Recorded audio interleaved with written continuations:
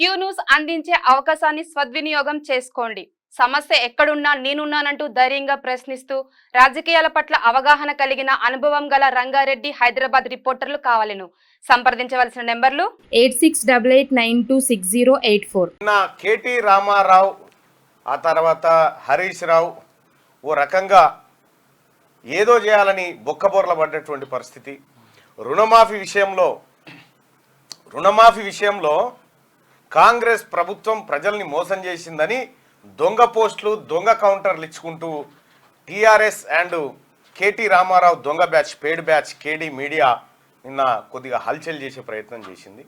అయితే ఆ కేడీ మీడియా బాషింగాలు చేసేందుకు అటు ప్రభుత్వం సిద్ధమైందో వైపు, రెండో వైపు ఈ రుణాలు ఎవరి ఆయాంలో తీసుకున్న రుణాలు ఇవన్నీ ఎవరి ఆయాంలా? కేసీఆర్ ముఖ్యమంత్రిగా ఉన్నప్పుడు తీసుకున్న రుణాలే కదా. కేసీఆర్ మాఫీ చేయకపోతేనే కదా రైతులు అల్లల్లాడిపోయింది. వాళ్ళు 2018లో వేస్తే ఈ పరిస్థితి ఉండదు. 2018లో నువ్వు రుణమాఫీ చేసినంటే ఇవాళ రైతులకు ఇంత గోస ఉండేదా? డబుల్ కాకపోతుండే ఇవాళ రైతు గోసను తీర్చడం కోసం రాహుల్ గాంధీ గారు ఇచ్చిన మాట మీద 2 లక్షల రూపాయల రుణమాఫీ ఇలా కాంగ్రెస్ పార్టీ ప్రభుత్వం చేస్తా ఉంది. కొంతమందికి వాస్తవానికి ఇంకా ప్రాసెస్ నడుస్తూ ఉంది, అది కాలేదు. దానికే కంగారు పడిపోయి ఇక ఏదో అయిపోయింది, ఇక రుణమాఫీ చేస్తలేరు అనేటువంటి దొంగ ప్రచారాలను బీఆర్ఎస్ పార్టీ చేస్తూ ఉంది. బీఆర్ఎస్ పార్టీ దొంగ ప్రచారాలు చేస్తూ ఉంటే బ్యాంకుల దగ్గర పేడ్ బ్యాచ్ తోని బీఆర్ఎస్ ముఠా దిగి గందరగోళం సృష్టించాలని చూస్తే ఖుద్దు వాడికి వచ్చినటువంటి మనిషే, బ్యాంకు కాడికి వచ్చిన మనిషే బీఆర్ఎస్ పార్టీలని తిట్టుడు. అంటే జర 18 సంవత్సరాలు నిండిన వాళ్ళు మాత్రమే వీడియో చూడాలి అంతే. ఎందుకంటే 18 లోపల ఉన్న వాళ్ళు చూస్తే బాగుండదు. ఇందులో వాడకూడని పదాలను ఆ పెద్ద మనిషి వాడిండు. మేము వాటిని కట్ చేసే ప్రయత్నం చేస్తాం, కానీ పొరపాటున మా నుంచి జారిపోతే మాకు సంబంధం లేదు. Adults only. ఆ వీడియో ఉందానే? ఉన్నది.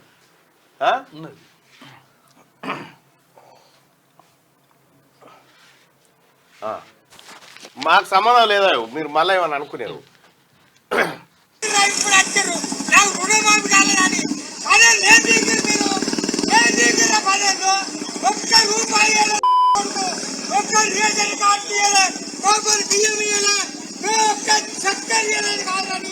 ఎందుకు పట్టుకురా మీరు?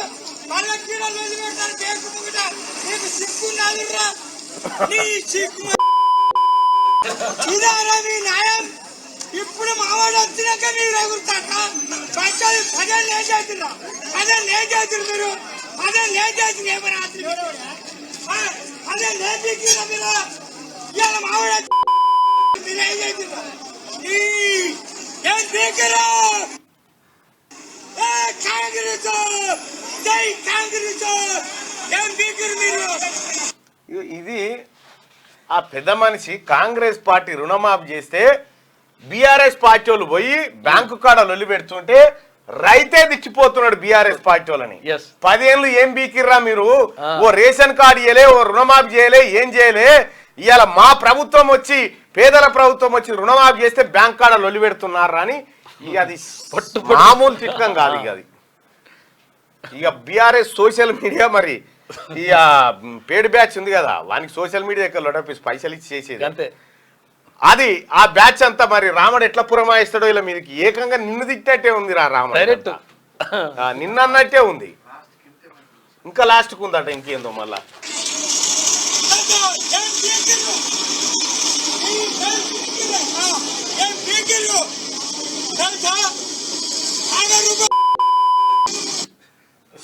గంతే ఉంది, ఇంకా పెద్దది ఉంది కానీ కాకపోతే ఏంటంటే సరే పెద్ద అలాంటి బూతులు వాడకూడదు. నీ ఆవేదన అర్థం చేసుకోగలుగుతాం. అది బాధ, నీకున్నటువంటి ఆవేదన. అంటే రైతులకు మంచి జరుగుతుంటే ఓర్వలేనోడు ఉంటాడు, ఓర్వలేనుడు చేసిందే. ఈ దొంగలు చేసిన అప్పే ఎవరు? కేసీఆర్, కేటీఆర్, హరీష్ రావు ఈ దొంగలు మాఫీ చేయవలసిన అప్పును ఈ దొంగలు మాఫీ చేస్తలేరని కాంగ్రెస్ పార్టీ రాహుల్ గాంధీ గారి చెప్పినటువంటి మాట ప్రకారం ఈ ప్రభుత్వం రుణమాఫీ చేస్తే అలా కళ్ళు ఓర్చుకుంటలేవు చూడురే. ఇగో ఈ రకంగా రుణమాఫీ గురించి మాట్లాడమంటే శాత కాదు.